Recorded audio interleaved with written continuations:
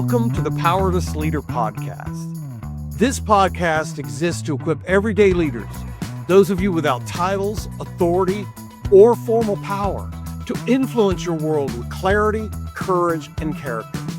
So whether you're leading from the classroom, the cubicle, or the coffee shop, each episode offers mindset shifts, practical tools, and stories to help you lead yourselves and those around you, even when you feel like you're powerless. An episode drops every other Thursday, so I invite you to subscribe, to join us, to watch on YouTube, and do whatever it takes to be a part of our community. And we're going to start right now. Well, good morning, everyone. I have a question for you. Have you ever felt paralyzed by fear? By fear of what other people think about you so that you don't speak up? Have you ever wondered why you feel like your personal growth is stuck? Why you can't be that leader in a meeting that you want to be? You have a lot of knowledge, you have a lot of experience, you have things that you know that could help be positive for your team, yet you're stuck and you fail to speak up. In today's podcast, we're going to uncover the difference between being self-conscious and self-aware, and which one truly leads to personal growth. Well, guys, glad to see you here again today. In the past few episodes, I've been focusing on you as a leader, on me as a leader. We as leaders, before we can lead others, we need to be able to lead ourselves, and we need to be able to build our own emotional intelligence. That's really why I've been emphasizing things like the law of the mirror, on valuing yourself, on learning to filter the voices in your head. In my past episodes, that's where my focus has been. And today I want to continue that discussion and help building ourselves up as leaders by talking about what self-consciousness is and what self-awareness is. All right, so let's talk about those, okay? Really, the idea for the day we want to focus on while we're talking about it is, while self-consciousnness makes you anxious and reactive, being self-aware empowers you to be proactive and intentional. You guys, let me say that again. While self-consciousness makes you anxious and reactive, self-awareness helps you build your potential and be proactive and intentional. So what is self-consciousness? That's a great question. What is self-consciousness? Self-consciousness refers to an excessive awareness of oneself, particularly regarding how one is perceived by others. Psychologically, now this is what's crazy. Psychologically, it has often involved heightened sensitivity to social judgment, scrutiny, frequently resulting in anxiety, insecurity, and defensive behaviors. Well, now, by the way, you see this tail flicking in the video. You're going to have to forgive this. All right. Every time I go to record today, that tail shows up in the window. So I digress here. Let's go back to the definition of self-consciousness again as we move forward. Self-consciousness, again, refers to an excessive awareness of oneself. Notice that, an excessive awareness of oneself, particularly in how we're perceived by others. Psychologically, big word there, it often involves heightened sensitivity to social judgment and scrutiny. What does it result in? Anxiety, fear, insecurity, and even defensive behaviors. Well, that sounds like me in a nutshell for a long time. I can remember walking into meetings, having great ideas, wondering about this and that, and wanting to contribute. But I was so concerned about what others would think about me that I never spoke up. I never did. And that's the crazy thing, is I had an opinion, I had expertise I could offer, but I was so worried about other people's opinions of me that I just let it go. I felt like, they're going to see what a fake I am. They're going to see what an idiot I am. If I even utter these words, they're all going to look at me with derision and they never want to include me in any conversation ever again. Has anybody else ever felt that way? I know, I mean, for me, for a long time, I had to deal with this. And the signs of being overly self-conscious are fear, anxiety, and indecision. I think I should speak up here, but no, I'm not going to do it.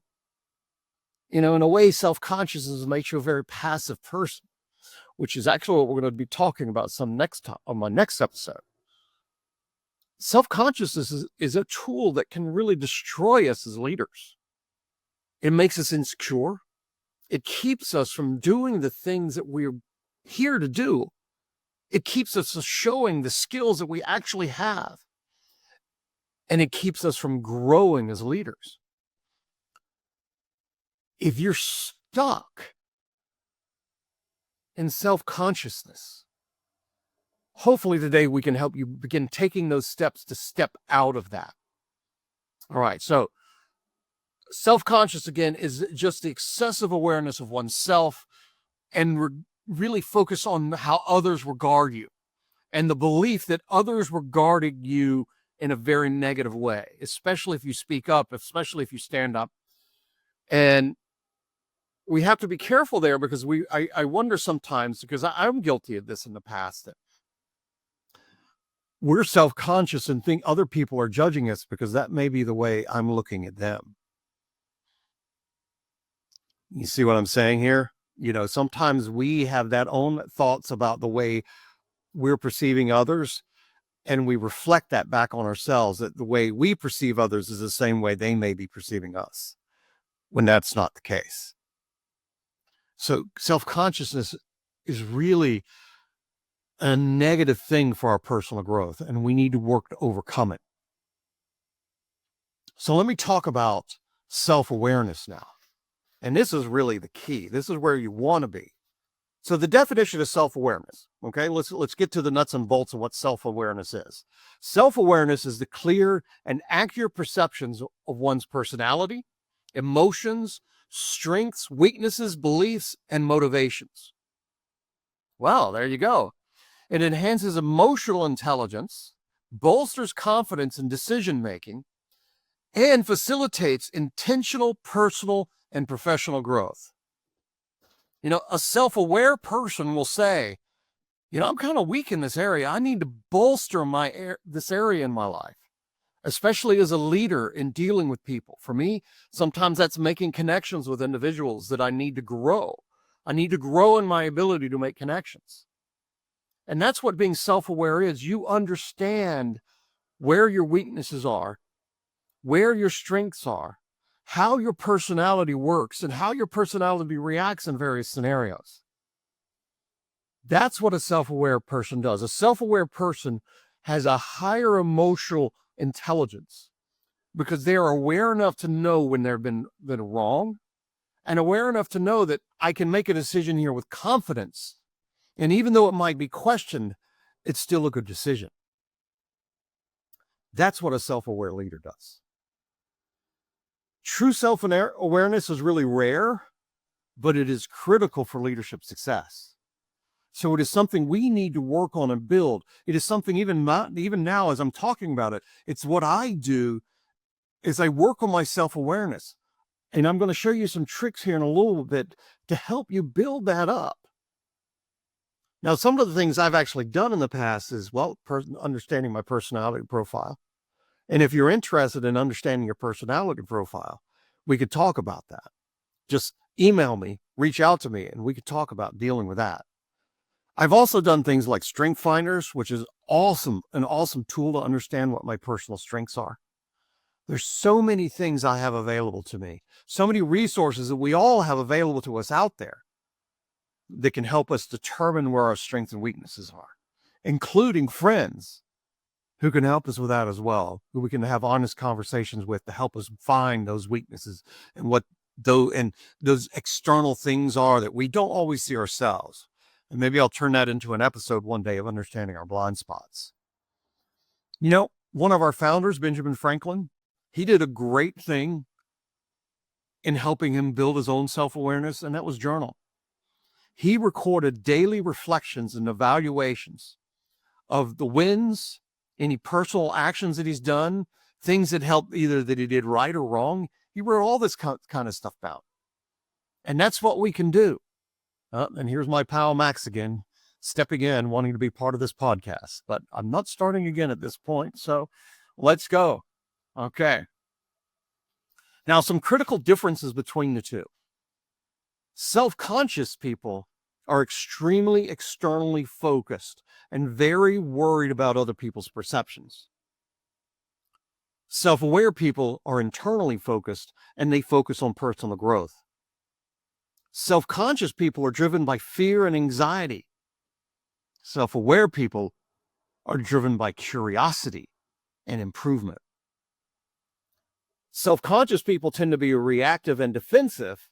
Proactive people tend to be let me start that again. Self-aware people tend to be proactive and reflective. Being self-conscious limits your potential, and being self-aware expands your potential. Research from the Harvard Business Review talks about this. They say that self-awareness significantly enhances leadership effectiveness by providing clarity in decision-making, fostering authentic connections, and improving emotional regulation, which is essential for sustainable success. For me, it took me a long time to make that transition from being self-conscious and being afraid of what other people think. It took maturing. It took a lot of growth in my own personal growth. And it took people working with me and helping me be aware of the things that are going on in my life and being aware of how I can use them to build my strengths. It took mentors speaking into my life. Pardon me while I move the cat out of the way. All right. And that's really what it did. And I hope this animal has not been too distracting for you guys today, but he is part of my family. So, all right. So let's talk about some strategies for shifting from self-conscious to self-aware. We need to make that shift in our lives. Number one is reflect regularly. I recommend daily journaling, not journeying. What is journeying anyway? Daily journaling. I'll get it out eventually. Take time every day, maybe at the end of every day, just 5 minutes, and write down your wins and your losses for the day. Write down why something was a win and why something was a loss for you. For the wins, talk about maybe how you can maintain that in the future. For the losses, talk about how you can overcome. These are things that can help you grow and build your self-awareness. Also, I recommend you seek constructive feedback from other people that you trust, people that you know have been there and can speak into your life. Find those kind of people. Practice openness and curiosity. Why did someone react that way? Be curious about that, not upset about it. Why did people make that comment? Be curious, ask questions. These are the kind of things that can help build your own self-awareness. And another thing I would recommend is to learn your core values and lead with those. If you know who you are inside, if you know what you stand for, if you know what you believe, as a leader, leading from that core can help you and can strengthen your walk. And finally, I'd say on this, another strategy was find out what your strengths are. Because if you're trying to lead from an area that is not a strength of yours, it's probably not the area you should be leading from. That's a real key. We have to understand if we're leading from an area of weakness, we are not leading in an area we should be leading in. And we need to make that evaluation in our lives. So one final note on this that I do want to talk about is there's a real thing we have to be aware of in our self-conscious state and our self-aware state. If we went back and read it through again, some of those self-conscious traits, it's a very selfish, that's the word I'm trying to get. Attitude. It's a way everything is internally focused. Everything is about me. But when we become self-aware, even though we've working to build our own strengths and build who we are as a person and become very aware of who we are as a person, it helps us shift to become more others focused, because we've gotten beyond ourselves and we're beginning to now see others and to be able to help and add value to others. And that's why I am here, to add value to you. And I encourage you to commit practicing one of those suggestions, reflections, finding feedback, being curious, knowing who you are and your values and your strength.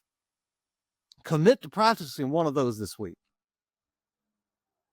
I ask you, share any experiences you have with this, after you hear this. Share it on social media or via email.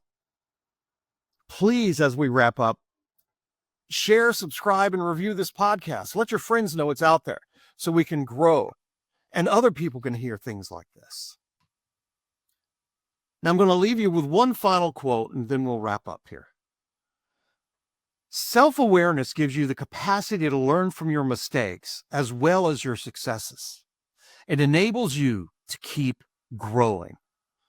And that's from a guy named Lawrence Bossidy. Self-awareness gives you the capacity to learn from your mistakes as well as your successes. And it enables you to keep growing. Keep that in mind.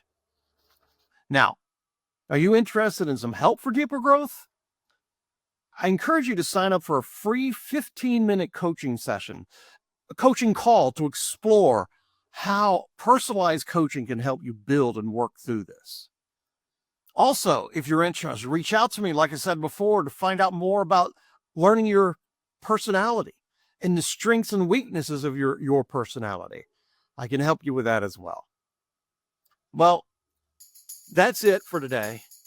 In 2 weeks, I'm going to be back, and we're going to actually then talk about being passive versus being passionate and what that means for us in our lives. Remember, I'm here for you. I'm here to empower you. I'm here to help you build your influence, even in places where you do not have authority. Well, that's the end for today. Thank you for watching the Powerless Leader Podcast. I'll see you again.